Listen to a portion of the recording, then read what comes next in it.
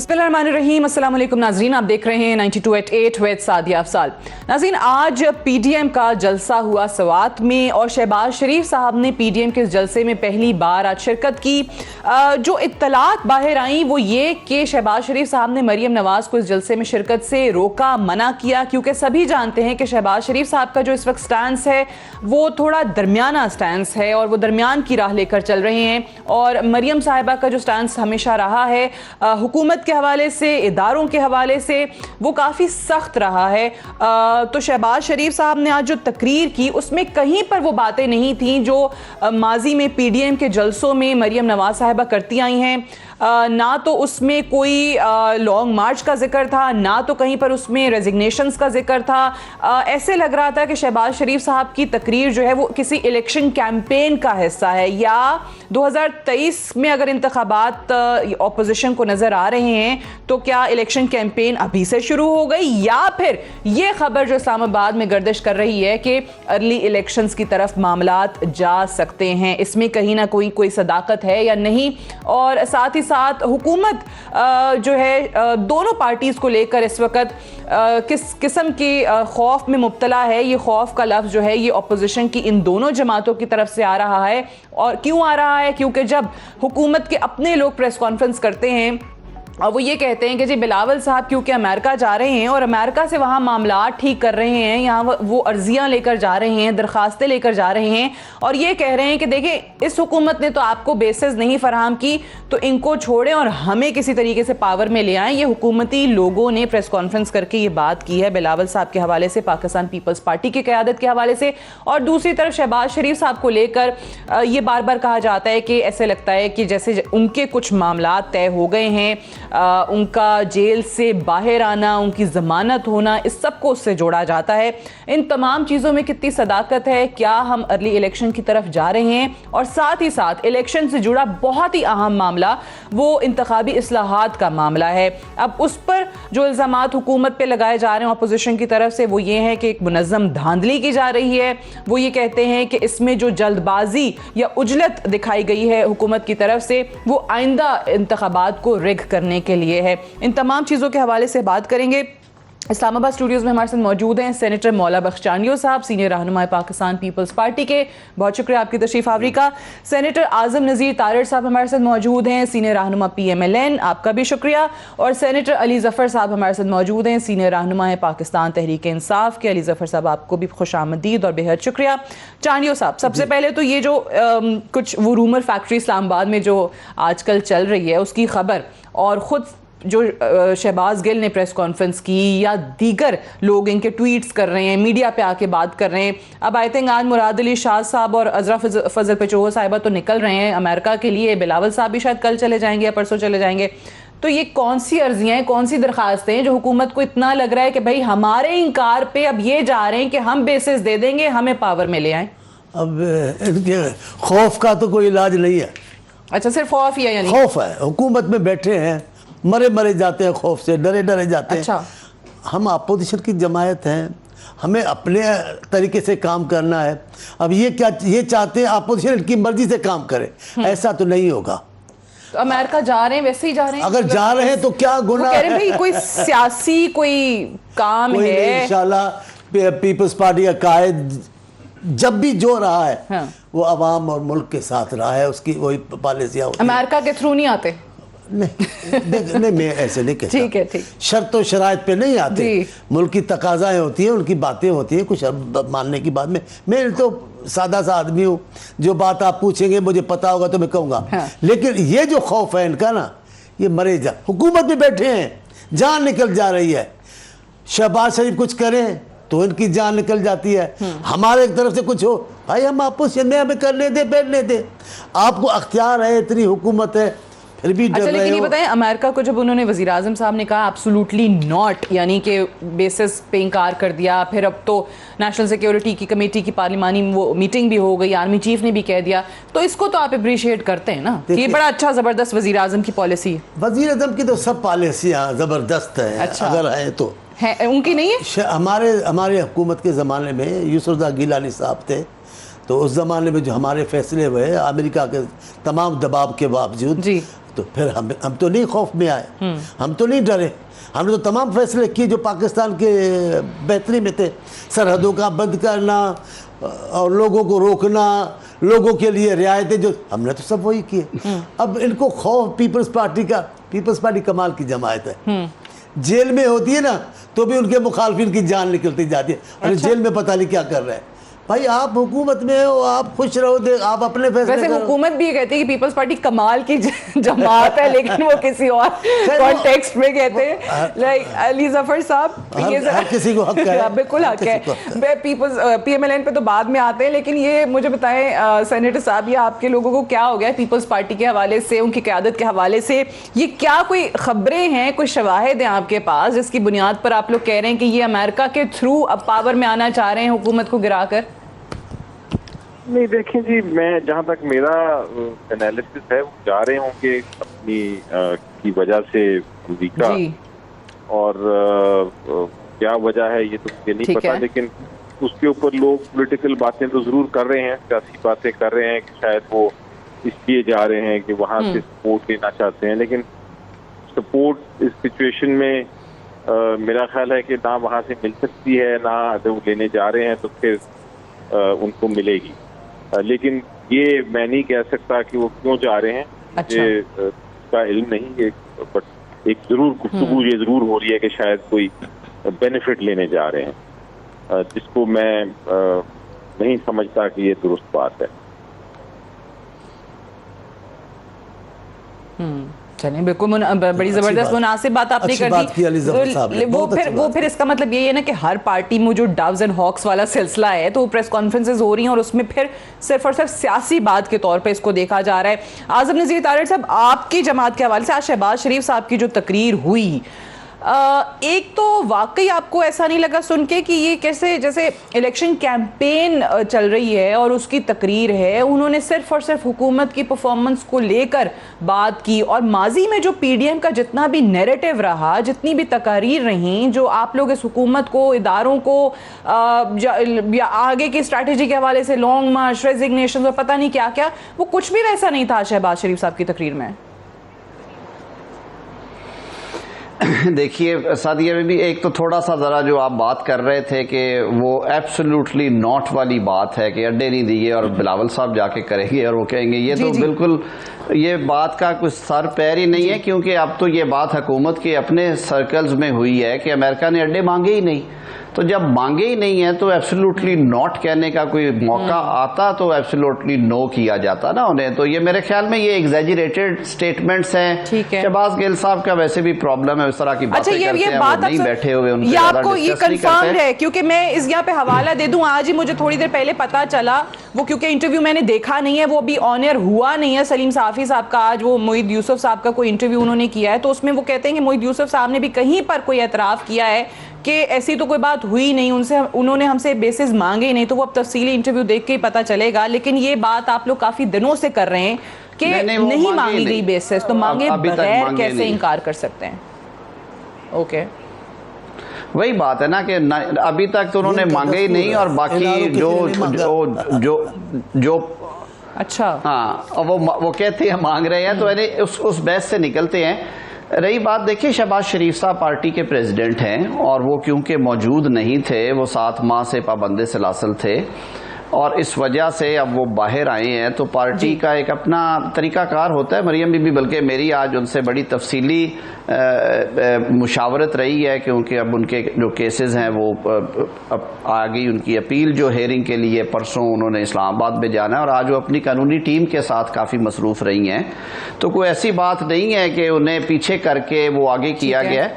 शहबाज शरीफ साहब in his own right being president of the party, क्योंकि अगर वो ना जाते, नहीं वजह यह है कि अगर शहबाज शरीफ साहब ना जाते इस जलसे में, और मरियम बीबी चली जाती, तो आज का प्रोग्राम होना था कि शहबाज शरीफ साहब despite availability head of party हैं, वो नहीं गए, और मरियम नवाज साहिबा गई हैं, वो क्यों गई हैं, और शहबाज शरीफ साहब क्यों नहीं गए। तो मेरे ख्याल में ये सब क्या फाराई होती है। बट एक उन्होंने ना जो टोन सेट की हुई थी आप लोगों ने पीडीएम के फोरम से, गो के पीपल्स पार्टी अलग हुई ये कहकर कि भाई आप लोग जो हैं वो असल ऑपोजिशन नहीं कर रहे, आप लोग रेजिग्नेशन की बात करते, पीपल्स पार्टी ने कहा ऐसा नहीं हो सकता। लेकिन अगर आप लोग इतने सच्चे थे उस दावे में तो पीपल्स पार्टी ने आपसे कहा कि आप लोग दे के दिखा दें रेजिग्नेशन, वो भी नहीं आए। लेकिन आपको नहीं लगता कि शहबाज शरीफ साहब ने पीडीएम पे जो आप लोगों के जलसे की माजी की टोन मरियम साहिबा ने सेट की थी उसको यकसर तब्दील कर दिया आज? मेरा ख्याल है कि तब्दील नहीं हुआ, वो स्टांस वहीं का वहीं खड़ा है जो इस हुकूमत की लेजिटिमेसी के बारे में है। और जिस तरह से ये आए हैं वो ना पीपल्स पार्टी इस पे एतराज करती है कि ये वोट चोरी करके आए हैं, ना ये बाकी अपोजिशन जमातें करती हैं। और ये हकीकत भी है, पाकिस्तान के बच्चे को पता है कि 2018 के इलेक्शंस में आरटीजीएस कैसे बैठा, बक्से कैसे चोरी हुए, रिजल्ट कैसे चेंज हुए। मैं लॉयर हूं, मैंने उस रात 11 हलकों के तो टेलीफोन मुझे आए दोस्तों के, उन्होंने कहा कि जी हमें निकाल दिया गया पोलिंग स्टेशन में से। मैं बल्कि अपने गांव गया हुआ था वोट डालने के लिए, वहां पे ये सायरा अफजल तारड़ जो हैं वो कंटेस्ट करती हैं, वो नीस है रिश्ते में मेरी। मैं अपने गांव के पोलिंग स्टेशन में मुझे इंटरवीन करना पड़ा, क्योंकि जो एक टाइम आया जब उन्होंने कहा कि जी अब सिर्फ हम रहेंगे और जो सिक्योरिटी वाले ड्यूटी पे वो रहेंगे, आप सारे चले जाएं, और उन्होंने निकाल दिया। एनीवे, उसको लंबी बहस है।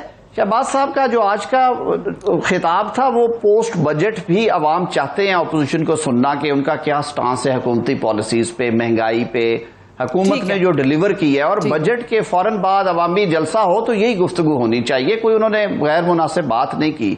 और उसी तनाजर में आज की गुफ्तगू हुई है और पीडीएम को उन्होंने पार्लियामेंट्री लीडर्स को इकट्ठा किया बाहर आके। तो ऑपोजिशन का हक है, हर हुकूमत की परफॉर्मेंस को ऑपोजिशन जो है वो इसी तरीके से तनकीद का निशाना बनाती है। लेकिन चांदनी साहब, आपको क्या लगा शहबाज शरीफ साहब की तकरीर सुन के, वो चीजें जिन पर आप माजी में एतराज करते थे कि पीएमएलएन नहीं कर रही है, संजीदगी नहीं दिखा रही, वो आज लगा नहीं कि शहबाज शरीफ साहब ने उस चीज को एंडोर्स? मैं तो बड़ी सादी सी बात करता हूं कि जिन बातों की वजह से आपने हमें निकाला, हम पर तनकीद की, हमें ऐसे जाहिर किया जैसे हम कोई हुकूमत के इत्तेहादी बन गए हैं, सारी बातें तो आप कर रहे हैं। आज़ाद कश्मीर में आपके बहुत सारे दोस्त उनके इत्तेहादी हैं इलेक्शन में। कौन किसका इत्तेहादी है? हुकूमत के साथ वो मिलकर इलेक्शन लड़ रहे हैं। तब आपका क्या है? चले, अभी आपने बात की इस्तीफा वाली, JUI के हम पर तो बड़ा प्रेशर है ना इस्तीफा का। आप दे देते थे ना, आपने क्यों नहीं दिया? अच्छा, आप देते। हमने किसी भी स्टेज पर इस्तीफा की बात नहीं की। हम कहते हैं पार्लियामेंट में हम अपना किरदार अदा करेंगे, पार्लियामेंट इनको खाली नहीं छोड़ेंगे। पार्लियामेंट कोई आम जगह है जहां सियासत नहीं होगी। हमने पार्लियामेंट से छोड़ने भागने का कभी नहीं सोचा, न कभी पार्लियामेंट की तौहीन करने का हमने सोचा है। हम पार्लियामेंट में हैं, एक दिन भी हमने नहीं कहा कि हम इस्तीफा देंगे।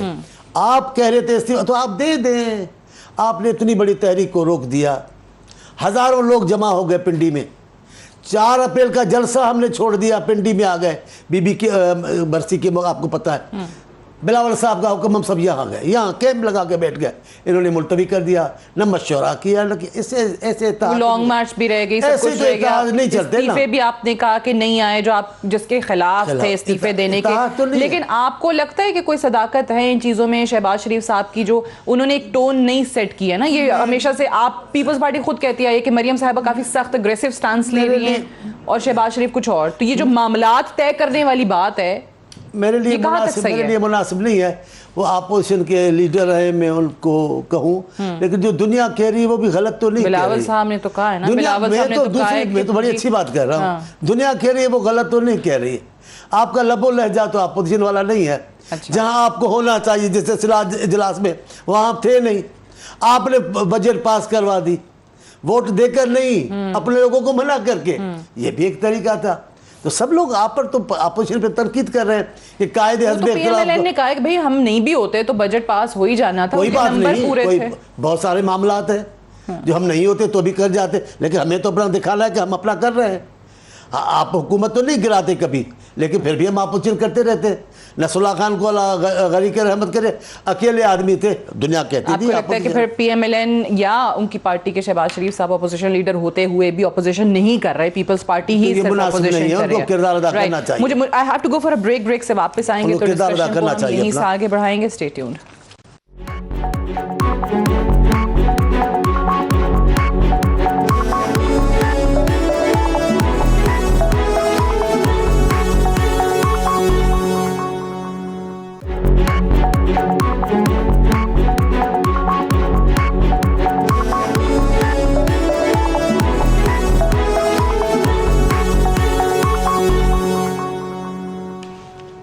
वेलकम बैक प्रोग्राम में एक बार फिर से खुशामदीद। पाकिस्तान में एक ऐसा मामला जिस पर हमेशा ही हर हारने वाली जमात को एतराज़ रहा है वो धांधली का मामला है। इलेक्शन जब भी हुए हैं जीतने वाले के अलावा सब ने कहा कि इसमें रिगिंग हुई है, हमें हराया गया है और लिहाजा हमें काबिल कबूल नहीं है। अभी आज़म नज़ीर तारड़ साहब ने जिक्र किया था आरटीएस सिस्टम का। इससे पहला जो इलेक्शन था उसको आरओज का इलेक्शन करार दिया गया और अब हम ईवीएम के हवाले से नई चीज़ सुन रहे हैं। ये जो इलेक्शन एक्ट तरमीमी बिल है मुतनाज़ा हो चुका है। अपोजिशन कहती है कि हुकूमत इसमें जल्दबाजी दिखाकर उजलत का मुजाहरा करते हुए ये जो तासुर है इसको तकवीयत दे रही है कि कहीं ना कहीं मुनज़्ज़म धांधली जो है उसका प्लान बनाया जा रहा है। और इससे भी बढ़ के इलेक्शन कमीशन वो इदारा जिसने इंतखाबात कराने हैं उनकी तरफ से भी एतराज़ात आ गए हैं। तकरीबन 13 के करीब ऐसी शिकें हैं वो जिसको इलेक्शन कमीशन ने आइन से मुतसादिम करार दिया है।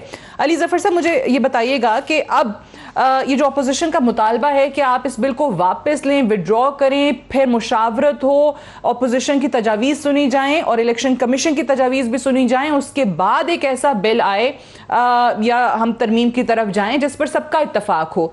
ये आने वाले दिनों में आपको लगता है मुमकिन हो पाएगा? जी देखिए, मुझे तो बदकिस्मती से ये समझ नहीं आ रही कि अपोजिशन जो इलेक्शन का बिल है और जो स्पेशली जो इलेक्ट्रॉनिक वोटिंग की बात की जा रही है हुकूमत की तरफ से, इस पे एतराज क्यों कर रहे हैं। क्योंकि आप देखें, अगर आप मंतक के तौर पे सोचें और एक आप पोलिटिकल पार्टी के तौर पे सोचें तो हर पोलिटिकल पार्टी का एक ही इंटरेस्ट होना चाहिए, उनका एक ही ऑब्जेक्ट होना चाहिए और वो ये है कि इलेक्शंस जो हैं साफ शफाफ हों। क्योंकि जब भी इलेक्शन होता है, जो भी हारता है वो चाहे दुरुस्त बात कर रहा हो या गलत बात कर रहा हो, धांधली की आवाज जरूर लगाता है और उसकी वजह से जो पूरा जमहूरियत का प्रोसेस है वो खराब होता है और जो लोगों का एतमाद है पार्लियामेंटेरियंस पे और जमहूरियत पे और हुकूमतों पे, वो उसको बहुत बड़ा ठेस पहुंचती है। तो ये हर पॉलिटिकल पार्टी के इंटरेस्ट में है कि किसी ना किसी तरह एक ऐसा सिस्टम लाया जाए जिसमें ये धांधली वाला पॉइंट जो है वो कम से कम हो। और उसके लिए मेरा ख्याल है कि जब दुनिया को आप देखें तो इलेक्ट्रॉनिक वोटिंग सिस्टम बिल्कुल दुरुस्त है। और जब आप अपोजिशन से मैं बात करता हूँ, उनसे पूछता हूँ आपको ऑब्जेक्शन क्या है, तो वो कहते हैं कि उस सिस्टम में भी धांधली हो सकती है। तो मैं उनको जवाब ये देता हूँ और मैं आपको भी ये कहता हूँ, ठीक है, कि क्या अगर उस सिस्टम में अगर धांधली हो सकती है तो फिर उसके साथ एक पेपर ट्रेल भी है। अगर किसी को लगता है कि एक इलेक्शन में धांधली हुई है और इलेक्ट्रॉनिक वोटिंग सिस्टम में कोई खराबी हुई है तो उसके साथ जो पेपर ट्रेल है वो भी मौजूद है, उसको वेरीफाई किया जा सकता है, उसको डबल चेक किया जा सकता है, उसको चैलेंज किया जा सकता है। तो इसलिए ये कहना कि इलेक्ट्रॉनिक वोटिंग सिस्टम ना लेके आओ क्योंकि उसमें धांधली हो सकती है, तो उसके साथ साथ पेपर ट्रेल भी मौजूद है। और ये इलेक्ट्रॉनिक वोटिंग ऐसा सिस्टम है जो हम ट्राई कर चुके हैं। हम बार काउंसिल के इलेक्शन भी कराते हैं, हम अपनी सुप्रीम कोर्ट के बार के इलेक्शन भी कराते हैं। उन इलेक्शन में भी हम इस्तेमाल कर रहे हैं और बड़े अच्छी तरीके से कर रहे हैं। एकदम इलेक्शन का रिजल्ट आ जाता है, किसी किस्म की किसी को ऑब्जेक्शन नहीं होती। तो ठीक है, आप आहिस्ता आहिस्ता इसको ट्रायल के जरिए इस पे 2-3 चीजें जो हम सुन रहे हैं, राइट, आपने कहा पेपर ट्रेल जो है वो मौजूद है। आज़म नज़ीर तारड़ साहब, 2-3 चीज़ें जो आपकी जमात की तरफ से भी कही जा रही हैं कि जी शरह खानदगी इस मुल्क में इतनी तसल्ली बख्श नहीं है, लोगों को एटीएम से पैसे निकालने का तरीका नहीं आता, ईवीएम तो आप एक तो हुकूमत कहती है कि जब तक आप इस्तेमाल नहीं करेंगे टेक्नोलॉजी का तो पता कैसे चलेगा। दूसरा एतराज़ कि जी 22 साल का अरसा तो इंडिया को लगा था पूरे मुल्क में ये मशीनों का दायरा कार फैलाने में और इसको वसी करने में, बट कहीं ना कहीं आपको नहीं लगता कि आगाज तो हो, अगर आप 22 साल 20 साल 10 साल जितना अरसा भी लगता है, लेकिन अगर हम टेक्नोलॉजी की तरफ जाते हैं तो उसमें मसला क्या है? क्यों आपको लगता है कि धांधली होगी ही होगी? बहुत शुक्रिया अली ज़फ़र साहब, मेरे बड़े भाई भी हैं। हम बार पॉलिटिक्स में हम लोग एक ही ग्रुप से ताल्लुक़ है, आसमान जहांगीर ग्रुप, और हम इकट्ठा काम करते हैं वहाँ पे। अली भाई ने कहा कि ये सुप्रीम कोर्ट में बाकी इलेक्शन में थोड़ा सा रिकॉर्ड में हुआ, असल में सिर्फ Lahore high court bar association ने इलेक्ट्रॉनिक वोटिंग इंट्रोड्यूस करवाई 2015 में। आज हम 2021 में खड़े हैं।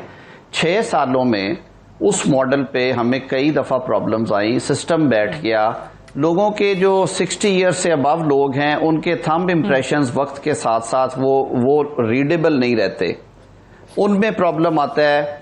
फिर ये कई दफ़ा वो प्रिंट गलत निकल आता है, ये होता है। कई दफ़ा सिस्टम में प्रॉब्लम आ जाती है, हालांकि वो वायर्ड सिस्टम से करवाए जा रहे हैं, ये क्लाउड पे जाना चाह रहे हैं।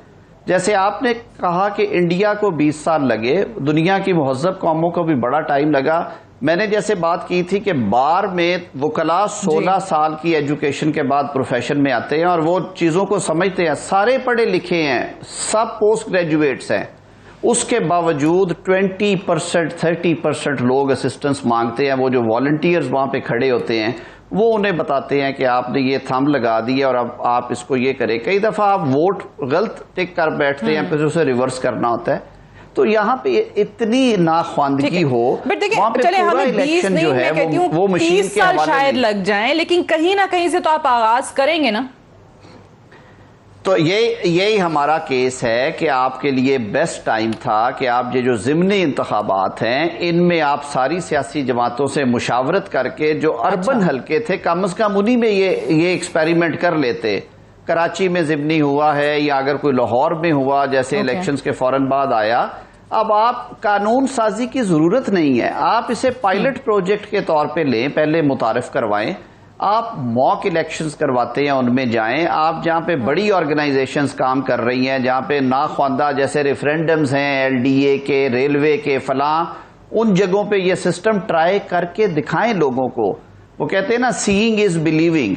जब तक होगा नहीं ये चीजें ठीक, अगर आप बलडोज करने पे उतर आए, आप कहें कि हमने कमेटी में नहीं लेके जाना, कमेटी में गया तो उस दिन रखा है रात को 11 बजे कमेटी मीटिंग कन्वीन की गई, सुबह 10 बजे के लिए।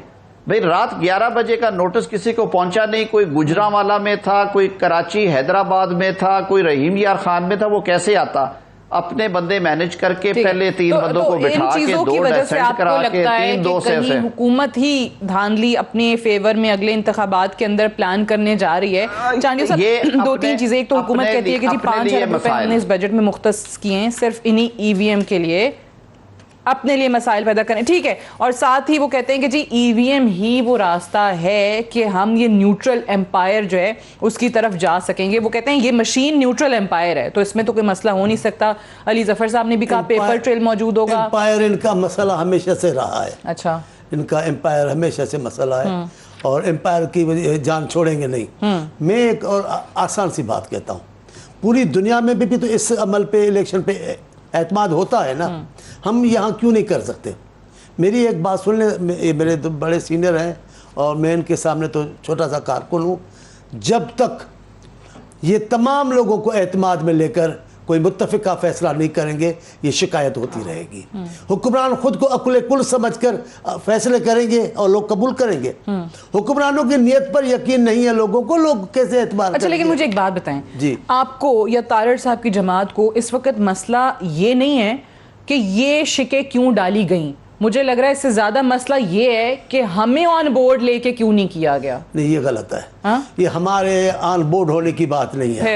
ये जितने पार्लियामेंट में लोग बैठे हैं जिनका इंतखाब से ताल्लुक है, उनको एतमाद में लेने की बात है, उनको समझाने की बात है। बात जब समझ में आएगी कौन इनकार कर सकेगा?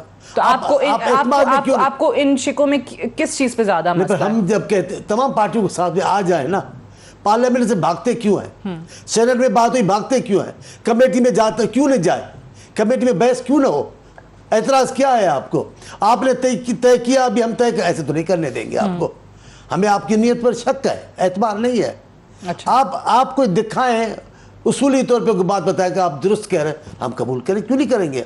लोगों से हम नहीं डरेंगे कि आप असल बात कर, सही बात कर रहे हैं, हम गलत हैं, ऐसा नहीं होगा। मेरा एक ही जुमला है हर जगह पे, आप तमाम सियासी पार्टियों को एतमाद में लें, वक्त की कोई बात नहीं। 2 दिन लेट सही, 10 दिन लेट सही, लेकिन उनको एतमाद में लें। उस फैसले में, उस राय में पूरी पार्लियामेंट आपके साथ खड़ी हो, फैसला तो तब होगा।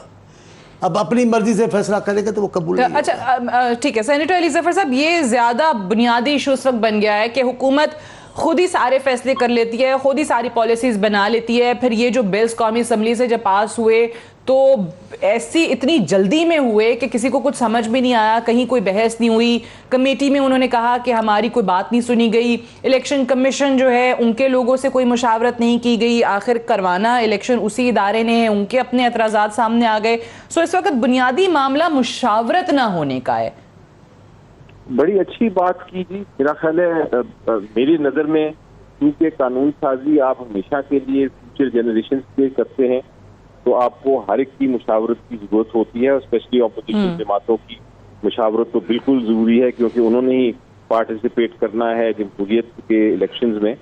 लेकिन अब मौका है, और मौका इस तरह है इसको आगे चलाने का कि ये बिल सेनेट में आ गया है। सेनेट में जब आया बिल तो सेनेट ने इसको पार्लियामेंट्री कमेटी में भेजा, और ये अब पार्लियामेंट्री कमेटी में सारी जमातें मौजूद हैं। बल्कि इस पार्लियामेंट्री कमेटी को शायद इसकी मेंबरशिप को इंक्रीज भी कर दिया जाए, ताकि और भी लोग आके इसमें मुशावरत से कर सकें काम।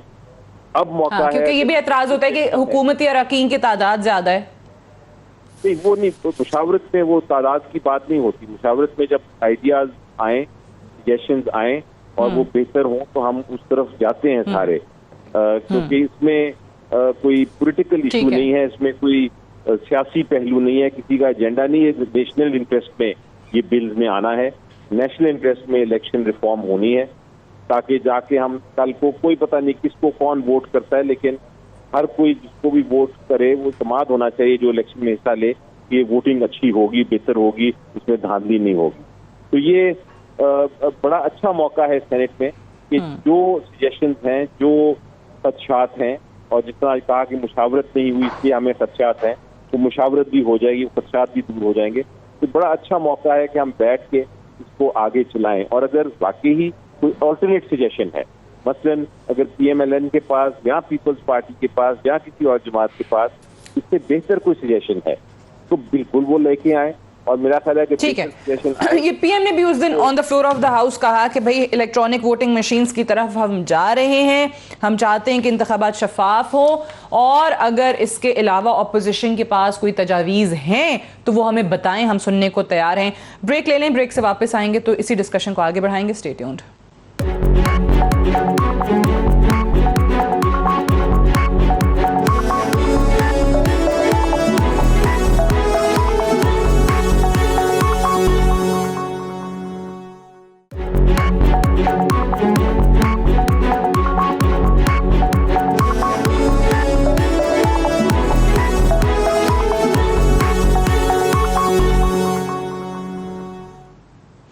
वेलकम बैक प्रोग्राम में एक बार फिर से खुश आमदीद। सेनेटर आजम तारिर साहब, एक बात बताइए कि अभी इलेक्शन कमीशन की तरफ से जब ये जवाब आया कि 13 शिकें ऐसी हैं इस बिल के अंदर जो कि आइन से मुतसादिम हैं, तो उस पर हुकूमत का जवाब ये था कि ये फैसला इलेक्शन कमीशन ने नहीं करना कि क्या चीज़ आइन से मुतसादिम है, आइन की तशरीह सुप्रीम कोर्ट का काम है। तो क्या आपको लगता है कि ये मामला अदालतों में जाकर ही हल होगा?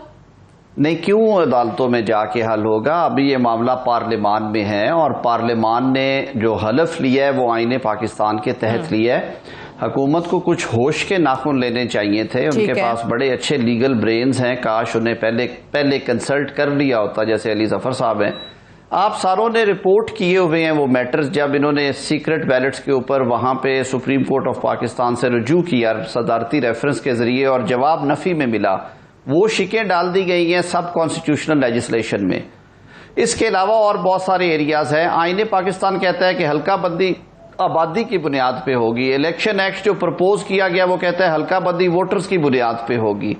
आईने पाकिस्तान कहता है कि जो वोटर लिस्ट तैयार करना है वो आइन के तहत इलेक्शन कमीशन का काम है, क्योंकि वो एक इंडिपेंडेंट इदारा है जिसका हुकूमत का उस पर कोई असर नहीं होता, अपोजिशन का असर नहीं होता। जब वो एक दफा मार्ज वजूद में आ जाते हैं, उनकी रिमूवल भी आर्टिकल 209 के तहत होती है। इलेक्शन एक्ट कहता है कि जी नहीं, जो हल्का बंदी और वोटर लिस्टें हैं, हल्का बंदी करेगा आबादी की बुनियाद की बजाय उसको वोटर पे, और नादरा बनाएगा इलेक्शन कमीशन की बजाय। तो देखिए साथिया, ये खुला तजाद है आइन की शिकों के साथ। ये चीजें, ये बेल सिरे नहीं चढ़ सकती। अदालत में क्यों जाना है, इंशाल्लाह ये पार्लियामेंट में रोका जाएगा।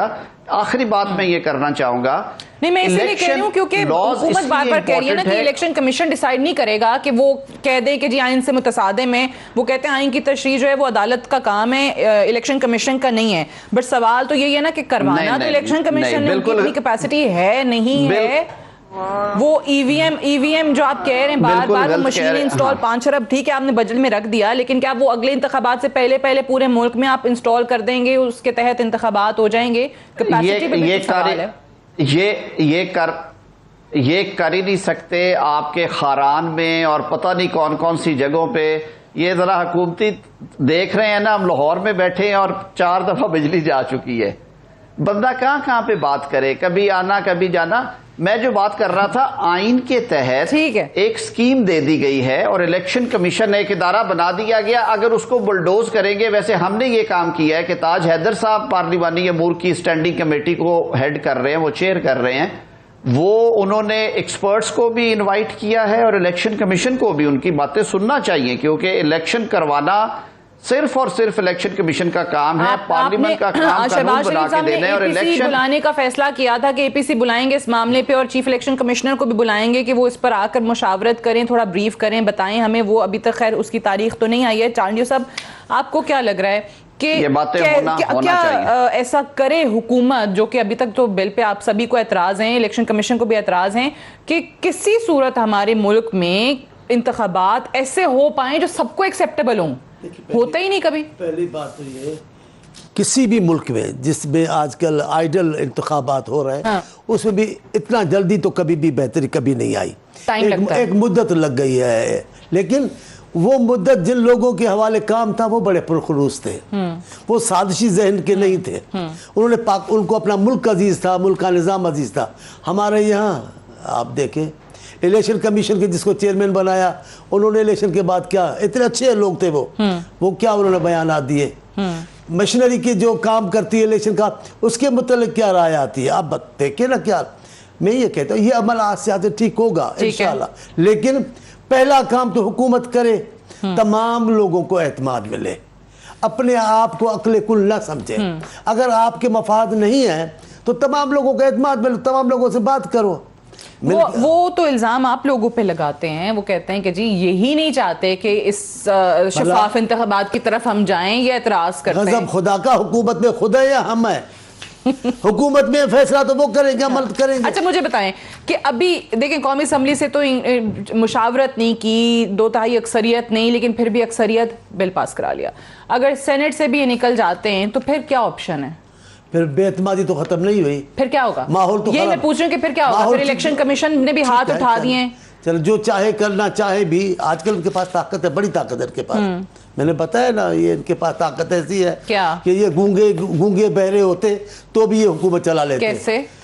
शानी साहब आप खुल के बात किया करें। ऐसा नहीं किया करें आप, मुझे आपको क्या हो गया? आप मुझे फंसा देती हैं। खुल के बात करते थे, ये तब्दीली आप में कैसे? ईमान से जिनकी आवाज खुद को समझ में नहीं आती है, उनको ये हुकूमतों में चलाते हैं। अच्छा। जिनको नजर नहीं आता, खंभों को सलाम करते फिरते थे, वो हुक्मरान में रहते। इनको अभी जो चला रहे हैं चलने लेंगे, लेकिन मुल्क चलाना है। अगर मुल्क चलाना है तो हमें दयानतदारी के साथ तमाम लोगों को एतमाद में लेना पड़ेगा, अपने मफादात को छोड़ना पड़ेगा, तब चलेगा। वतन परस्ती से काम लेंगे बीबी तो ये मुल्क चल पड़ेगा। और अगर हमें अपना ही ज़ात को देखना है, अपने वजूद के इर्द गिर्द, अपनी नाक से आगे देखना नहीं है, अपने फ़लसफ़े को मानना है, चीन का निज़ाम भी मिल ले आऊँगा, मदीने का निज़ाम भी मिल ले आऊँगा, ले तो कहीं का भी निज़ाम नहीं है। निज़ाम लायक कौन सा है? अपने ही वादे जो पूरे नहीं करते नहीं क्या दुनिया। अच्छा मुझे ठीक है, सेनेटर अली ज़फ़र साहब, अब ये मुझे बताएं कि जो मैं तारिर साहब से भी पूछ रही थी, चांडियो साहब से भी पूछ रही थी, इलेक्शन कमीशन की अपनी कैपेसिटी का मामला है। इलेक्शन कमीशन के पास हम देखते हैं कि बहुत सारी पावर्स हैं भी, बहुत इख्तियारात हैं भी, लेकिन वहाँ पर उनके इस्तेमाल का मामला आ जाता है। लेकिन इस चीज़ में तो उन्होंने बिल्कुल ही हाथ खड़े कर दिए हैं कि यह इनसे मुतसादिम है, इस पर वज़ीर आज़म साहब नजर सानी करें। तो अगर ये सेनेट से पास हो भी जाता है तो फिर क्या होगा? क्या वो इलेक्शन कमीशन अदालत से रजू नहीं कर सकता इस मामले पर? क्या वो नहीं कह सकते कि जी वाकई इसकी तशरीह कर दें? जी देखें, इसमें बड़ा एक चीज समझने की जरूरत है कि जो इलेक्शन बिल है उसमें यकीनी तौर पे काफ़ी सारी शिकें हैं, और कुछ शिकें जिनका मसलन तारड़ साहब ने भी अभी जिक्र किया, उनके बारे में इलेक्शन कमीशन ऑफ पाकिस्तान ने अपनी एक तरह से तजवीज़ दी है या अपनी सजेशन दी है या एडवाइस दी है कि ये शिकें जो हैं ये आइन के खिलाफ हैं। Election commission of Pakistan suggestion ज़रूर दे सकता है, लेकिन वो ये नहीं कर सकता कि वो पार्लियामेंट को पाबंद करे कि वो क्या पार्लियामेंट फैसला करेगा। इसी तरह अदालतों का कोई ताल्लुक नहीं And they है। can't also go to the Supreme Court. जी, सुप्रीम कोर्ट का भी कोई ताल्लुक Okay. नहीं है। जब आप बिल अच्छा। कंसिडर कर रहा हो पार्लियामेंट, वो पार्लियामेंट का इख्तियार है और आइन के तहत कोई अदारा नहीं है जो उसके साथ इंटरफेयर कर सकता है। तो ये जो 13, 14, 15 शिकें हैं जिनके ऊपर एतराजात हैं, उनको तब्दील किया जा सकता है अगर वो वाकई ही आइन के खिलाफ है, और एक दो तो मेरी नजर में भी शायद किया जा आइन के ठीक है। वजीर आजम ने भी कहा था कि तजावीज़ हैं तो दे दे, लेकिन उसके बाद हुकूमत ने कोई इनिशिएटिव नहीं लिया। फिर क्या किया हुकूमत ने? इनिशिएटिव की जरूरत नहीं है जी, क्योंकि ये जिस तरह अभी तारड़ साहब ने फरमाया, ये एक पार्लियामेंट्री कमेटी है बाकायदा, उसमें हर एक की रिप्रेजेंटेशन है, वहाँ ये चीजें जेर बहस आएंगी। और जिस तरह मुझे भी इत्तला यही है कि एक्सपर्ट्स को बुलाया जा रहा है ताकि वो हर एक को साबित करें और दिखाएं कि ये मशीनें किस तरह काम करती हैं और उनमें क्या मसाइल हो सकते हैं। आई होप कि ये वाकई हो सके और ऐसे इंतखाबात इस मुल्क में कभी हो सकें जो कि ख्वाब ही रहा है कि जो सबको, हर सियासी जमात को, हर इंडिविजुअल को एक्सेप्टेबल हों, जो कि हमेशा से बहुत मुश्किल या नामुमकिनात में से रहा है। I have to wind up here. Senator Ali Zafar साहब आपका, सेनेटर आज़म नज़ीर तारड़ साहब आपका, सेनेटर मौला बख्श चांदनी साहब आपका बेहद शुक्रिया प्रोग्राम में ज्वाइन करने के लिए। That's all for tonight. इजाज़त दीजिए, खुदा हाफ़िज़।